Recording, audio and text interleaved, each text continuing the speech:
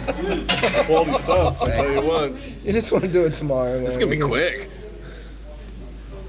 Welcome to Monkey Butt Radio. We have at the table tonight at Swizzle Sticks over in Glendale, Brian Jenkins, founder of Hatred Customs, Hank Robinson, founder of Hanro.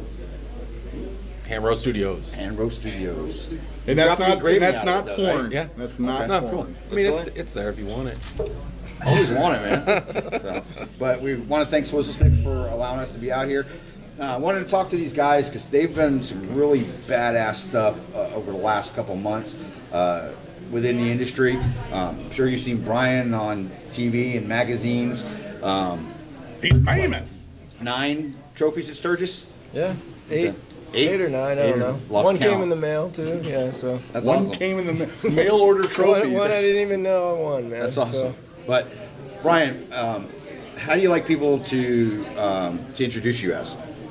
Asshole. There you go. Hey, whoa, that's taken.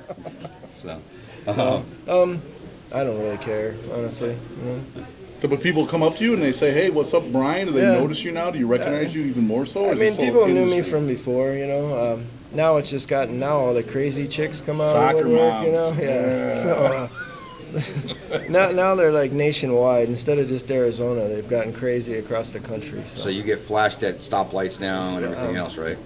Sometimes, yeah. Nice. We got mobbed in Scottsdale the other night. It was funny with the whole bachelorette party. Let's run this B-roll. Let's run this B-roll in this back seat from here on out. Yes. That's what we're doing.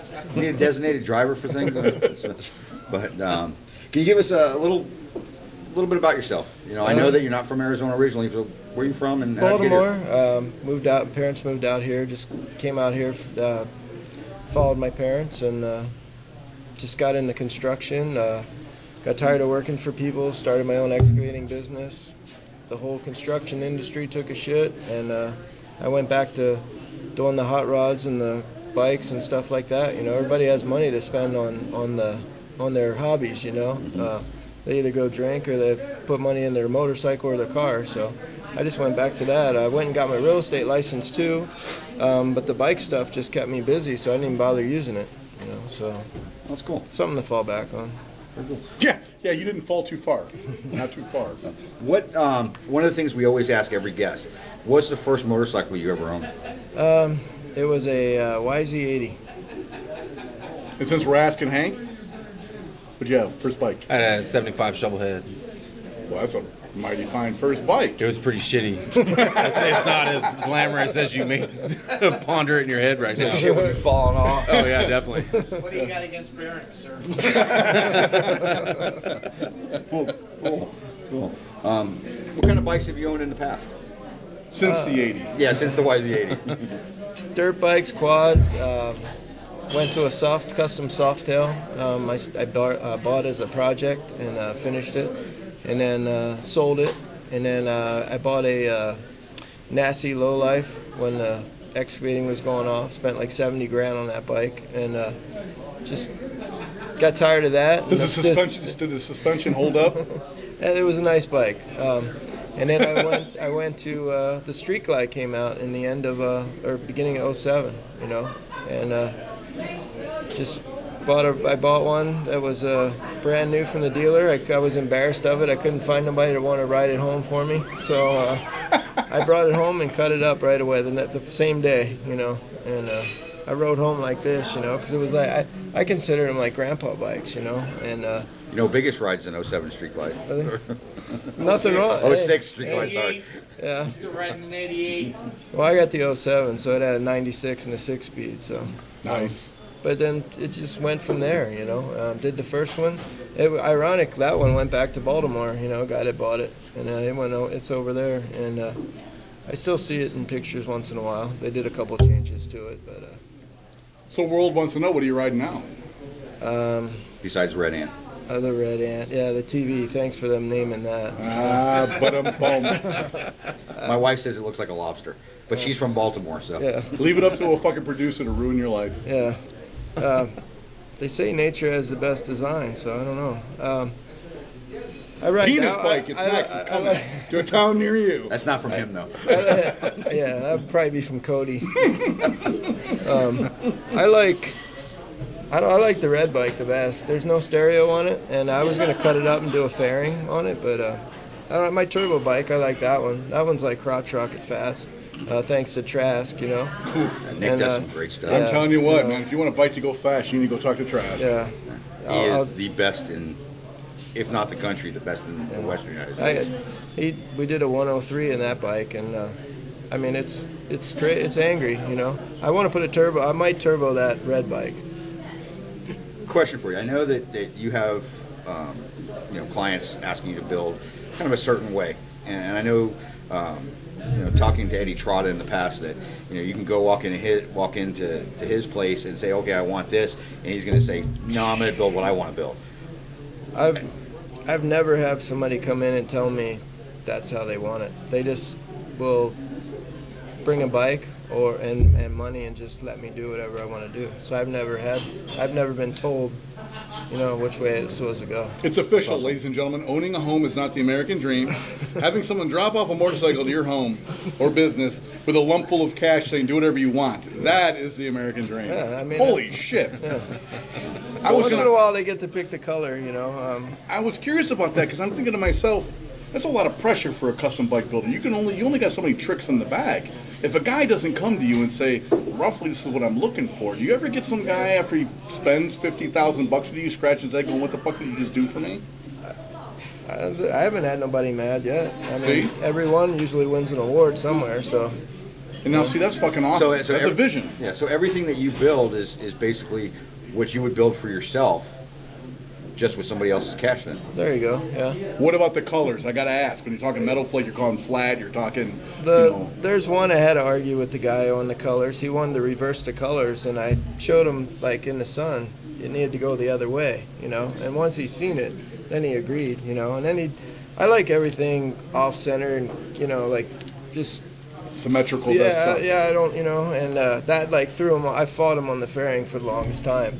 And that's the thing that everybody loves on it, is how the speakers are, And, once he took that bike to Reno, won baddest bagger right out of the gate, and it went to Vegas, it won Street Vibrations, the next weekend, Then it came home, it won Biketoberfest up there. It took best paint and best bagger at up there in Cave Creek. Nice.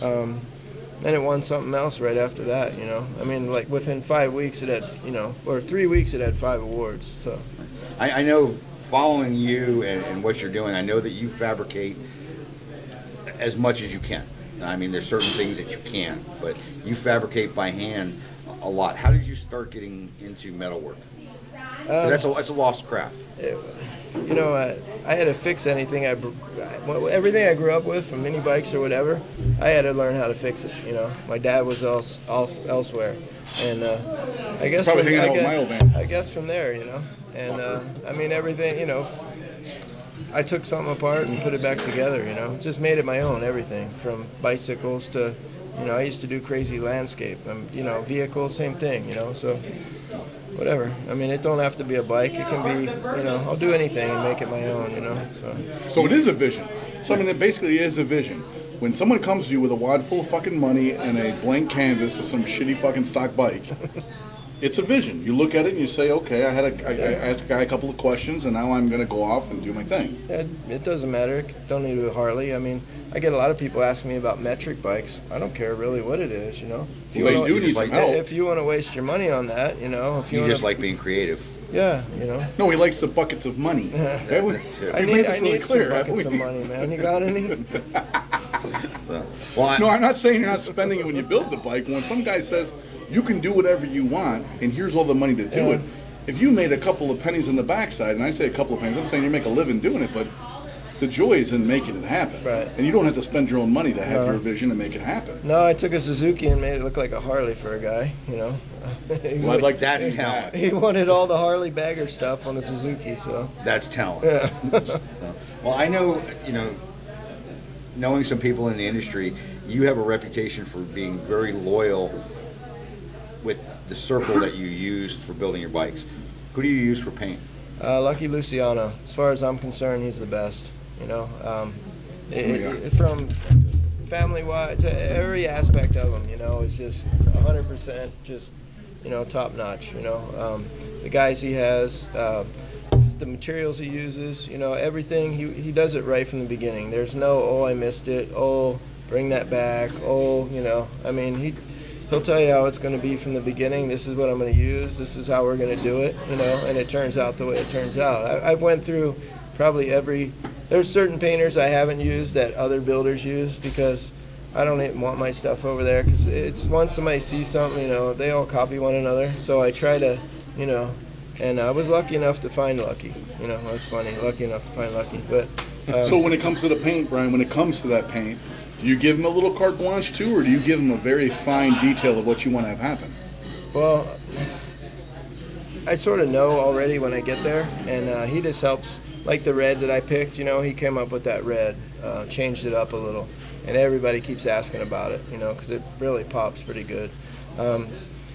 Bikers for Boobies bike. Did you design the paint scheme on that, or did I told him I wanted old school scallops, and he drew them up on there. I picked the color. Actually, I told him the color I wanted. Yeah, and the flake. He come up with awesome. That. So the design is his. Basically, yeah. I mean, I told him I wanted gold and white, and he came up with that. It's absolutely phenomenal. It's just clean, just simple. So I think your battery's running out. Hey, we're gonna edit that. Fuck Oh, that. you gotta edit that shit out. That's right. Hey, you broke dick. You ain't got a better battery. Batteries. Oh fuck. Okay. Can we finish up? Yeah, go ahead. Okay. You said you started out with hot rods. Okay. Nice. What's your favorite car? It's 55 Bel Air. Why? Why? That's the baddest car made, dude. Hands down. Did There's you own nothing one? but. I did for about say 5 hours. I bought it and flipped it. Well, it's going to become a 58 Chevy pickup because Brian's going to do some work for this guy. So what if you had a choice of the ultimate garage, one car, one bike, what would you have? 55 Bel Air and just one of my baggers. Why's it got to be yours? I don't like nobody else's. Nice. I can drink to that. That's legit. One last question. You've been pretty much on the cutting edge of a lot of things that have been going on in the motorcycle industry. What do you see as the next trend? I'm trying to figure that out, man. And will you come back on when you do? Yeah. Because you've done pretty goddamn good up till now figuring it out. Well, I mean, I was just there in the beginning, I mean, Doug Eggleston started the big wheel, no matter what Shope says, anybody else says, he started it here. And I did a bike for Doug, 30-inch bike that lays on the ground. And that one won Sturgis baddest bagger like 2 years ago, I believe. So Yaffe hit it out of the park with that, 20-inch wide front 8-inch front wheel, I don't know if it's really going to take off, but I mean, who knows, It's cool. Yeah, it's way cool, So I don't know, man. I'm really trying to think of what's going to be the next thing. And I think the big wheel baggers, they're going to stay around for a while, but I'm not doing any. If they come out with a 36, I'm not doing it. It's just too big, Jesus Christ, it's a motorcycle, right? I know. Go ahead. The 32 is big enough, man. I mean, that's I it. thought the 28 was huge. I'm still working on a 16. So. Your wife told me. They're and that a wasn't lot inches, cheaper. Right? Stock's cheaper. You can follow Brian and Hatred Customs on Facebook. He's on Twitter. Do you have a website yet? No, I don't need one, man. Okay, there you go. So Yeah, if you want to see his bikes, watch TV. One last question. Oh, no. Favorite titty bar? Favorite titty bar? It'd probably be the highlighter right now. Ooh, I like the highlighter myself. Yeah. We're there The quite often. Zanzuchis. 4 or They 5 can show times a a week. I titty. think we're there like 4 or 5 times a week right now. Nice. Cool. And we'll be right back to talk with both these guys.